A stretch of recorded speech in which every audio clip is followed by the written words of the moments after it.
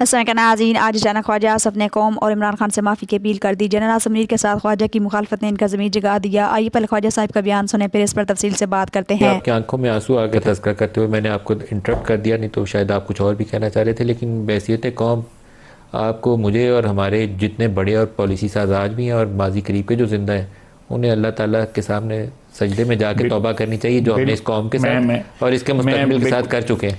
देखिए हमारे मैंने बार बार कहा है, मैं I am on record, sometimes people feel very uncomfortable कि जब भी डिक्टेटर्स आते हैं, चाहे वो ज़ियाउल हक थे, चाहे जनरल मुशर्रफ साहब थे, या अयूब खान था, या याह्या खान था, इन्होंने जो फ़ैसले किए हैं, आप तारीख़ उठा के देख लें कि उन फैसले में पाकिस्तान ने नुकसान उठाया है, पाकिस्तान को उसका फ़ायदा नहीं हुआ। चाहे वो दहशत गर्दी की जंग थी, अफगान जंग के साथ हमारा क्या ताल्लुक था? अगर किसी मुल्क में उस मुल्क की हुकूमत के इन्विटेशन के ऊपर सोवियत यूनियन की फ़ौज आ जाती है, तो हमें लगते हैं वहाँ पे जाके जो है अमेरिका के साथ लड़ाई शुरू कर दें। और फिर खैरात मांगते हैं, वो कम देते हैं, तो हम कहते हैं ज़िया साहब ने कहा जी कि ये पीनट्स हैं। 9/11 के बाद भी हमने यही किया। कौन सा पाकिस्तानी हाईजैकर था? वो जो सेक्रेटरी थे, उन्होंने एक चीज़ मांगी, हमने 4 दी उनको। And he was surprised. He was surprised. उसने ऑन रिकॉर्ड है, ऑन रिकॉर्ड बयान दिया कि मैंने ये मांगा था, और यानी घुटने टेक दिए इन लोगों ने, लेट गई है। और आज जो है जो हमारे बच्चे शहीद हो रहे हैं, ये बच्चे हमारे जो शहीद हो रहे हैं, ये उन गलतियों का जो है खमियाजा है, या उसके जो है हम कीमत अदा कर रहे हैं। सर, कुछ गलतियां आप लोगों की भी हैं जिसमें आप लोग अपने आप को बरी जुमा करार नहीं दे सकते। 2019 में पुलवामा पे जो कुछ हुआ, यहाँ ब्रीफिंग हुई, इमरान खान आप लोगों से हाथ मिलाने पे तैयार नहीं था, जनरल बाजवा ब्रीफिंग दे रहे थे। जनरल बाजवा की एक्सटेंशन की बारी आई, आप सारे लोग इकट्ठे थे, आप लोगों ने गैर मशरूत हमायत की। अब वो वही वाक़या अब दोबारा पेश आया है। दोबारा आपके पास एक सिचुएशन है जहाँ एज ए जर्नलिस्ट मेरा ख्याल है कि अगर नवाज शरीफ, इमरान खान, जरदारी और पाकिस्तान का आर्मी चीफ इकट्ठे बैठ के एक मेज़ के ऊपर ये बयान दें, तो दूसरी तरफ से किसी की हिम्मत नहीं है, किसी माई के लाल की, कि वो हमले की धमकी आपको दोबारा दे। कल ब्रीफिंग हुई है तो आप नहीं इकट्ठे बैठे? नहीं बैठे वो, क्योंकि उनको वो अपना एक पर्सनल इशू, ग्रीवेंस लेके बैठे हुए हैं। हमने नहीं इशू बनाया था।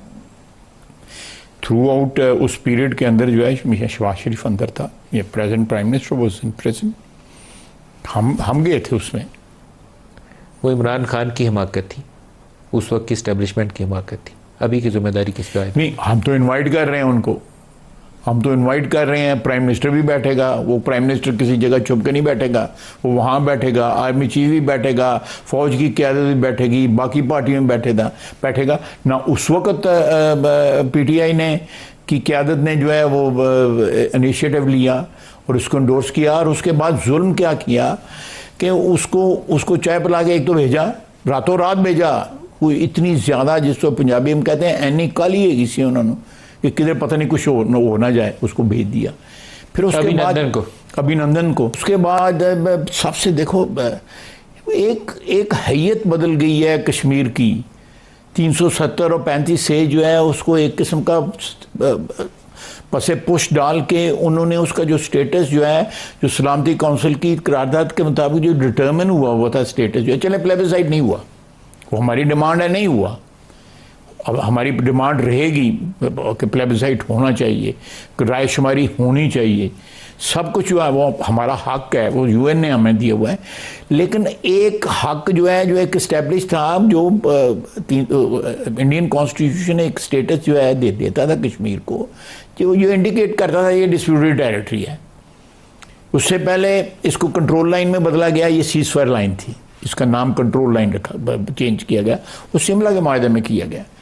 अब ये इन लोगों ने कि जी आप घर से बाहर खड़े होकर गली में आधा घंटा खड़े रहें, और ये आपके पास है सरीना, उस पर बोर्ड लगा दिया, और उसके बाद बड़कें, सूखी बड़कें जो है वो लगानी जो है, फॉर गॉड सेक, ये मुल्क, ये आप बिल्कुल ठीक कह रहे हैं कि मैंने आज जो गलती की है, अगर उसका कोई खमियाजा मेरी फैमिली या मेरी पार्टी या मेरी कम्युनिटी या मेरा मोहल्ला या मेरी आबादी जो है वो भुगतेगी आज से 10 साल बाद या 15 साल बाद वो मुझे गाली देगी, मेरे लिए दुआ नहीं करेगी। सर तारीख हमारे जो कुछ हरकतें सब हैं ना, बड़ी बेरहम होती है तारीख, उसको एज इट इज लिखेगी वो, बिल्कुल लिखेगी। वो मेरे बदलने से मुतालिया पाकिस्तान की किताब बदलेगी नहीं, वो वही लिखेगी जो हमने आज काम किया। हमने तारीख बदली, मैं कह कह के थक गया हूँ कि हमने तारीख बदली।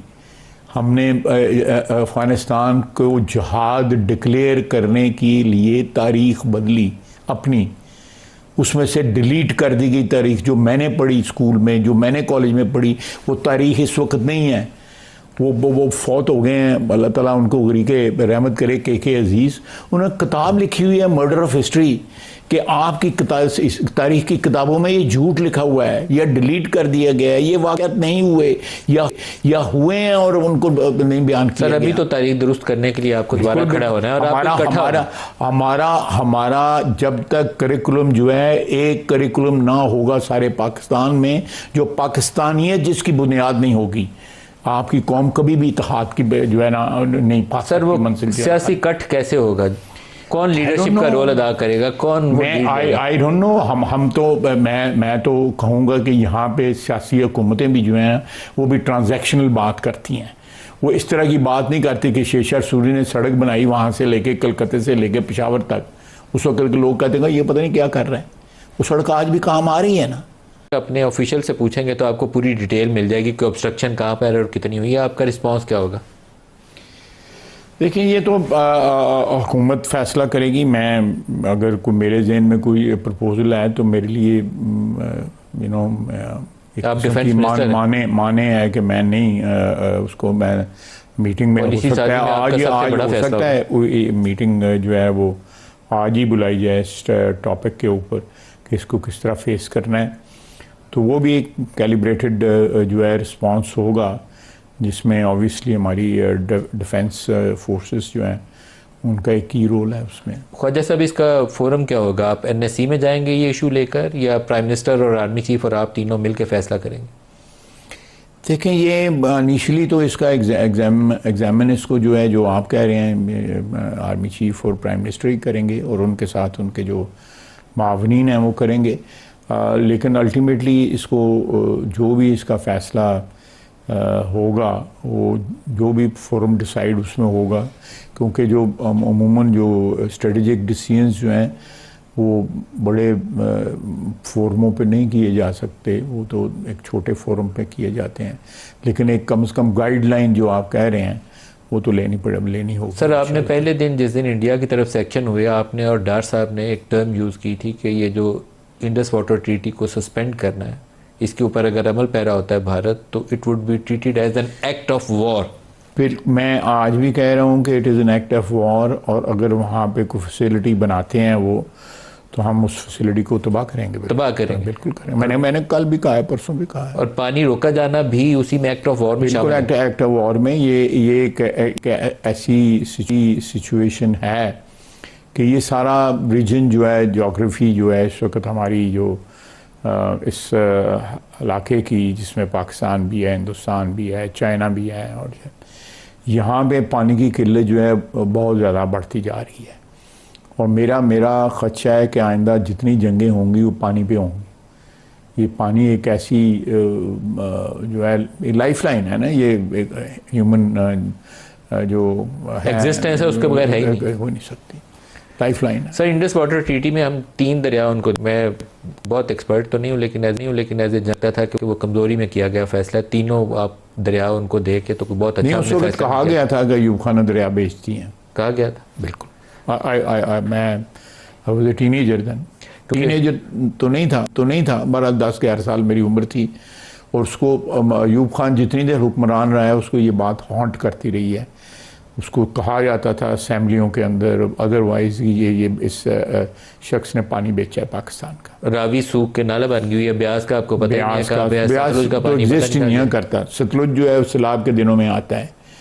तो मैं समझता हूँ कि ये मुआहदे जो हमने हिंदुस्तान में नाज़रीन, जब भी ताकतवर किसी को चाहते हैं ये इक़्तिदार से हट जाए तो उस इंसान का फिर हुकूमत में रहना मुश्किल हो जाता है, चाहे वो वज़ीर हो या वज़ीर आज़म। ये तज़कियाकारों से सुनने में आता है कि पिछले 75 साल से चला आ रहा है। बहरहाल ख्वाजा आसफ जो वफाकी वज़ीर है, इनकी और जनरल आसिफ मुनीर की आजकल आपस में नहीं बन पा रही, इसलिए ख्वाजा आसफ जनरलों की खुलकर मुखालफत करते हैं। फील्ड मार्शल आसिफ मुनीर को इनका ये रवैया पसंद नहीं, इसलिए अब यूँ लगता है कि ख्वाजा साहिब बहुत जल्द इस हुकूमत से फारिग होने वाले हैं। इसलिए आज इनकी गुफ्तगू का अंदाज बहुत अलग था। लिहाजा आज की इनकी गुफ्तगू से अगर आप नाज़रीन को राय देना चाहें तो कमेंट सेक्शन दे सकते हैं। Thank you for watching. Allah हाफ़िज़।